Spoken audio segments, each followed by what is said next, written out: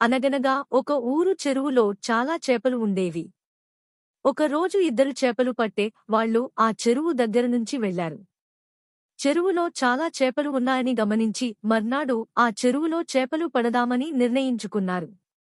వాళ్ళ మాటలు విన్న ఒక పెద్ద చేప ఈ విషయం ఇంకో రెండు చేపలకు చెబుతూ, మనం వెంటనే మన బంధువులను తీసుకుని ఈ చెరువుని వదిలి వెళ్ళిపోవాలి, లేకపోతే రేపు మనం ప్రాణాలతో ఉండము అని వివరించింది. ఈ మాటలు విన్న వేరే రెండు చేపలు ఆలోచనలో పడ్డాయి. రెండో చేప, వాళ్ళు రేపు వస్తే చూద్దాం అనుకుంది.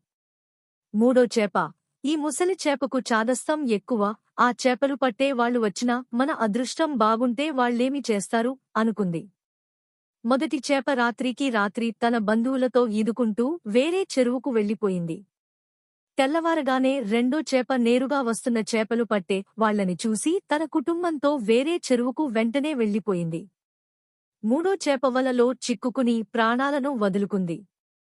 దూరదృష్టితో ఆలోచించిన మొదటి చేప తన బంధువులనందరినీ కాపాడుకోగలిగింది. అపాయం గ్రహించి వెంటనే చర్యలు తీసుకున్న రెండో చేప కొంతవరకు తన కుటుంబాన్ని కాపాడుకుంది. అదృష్టాన్ని నమ్ముకున్న మూడో చేప మట్టుకు ఏమీ చేయలేకపోయింది. అలాగే మన జీవితంలో కూడా కేవలం అదృష్టాన్ని నమ్ముకుని మన వంతు కృషి మనం చేయకపోతే ఫలితం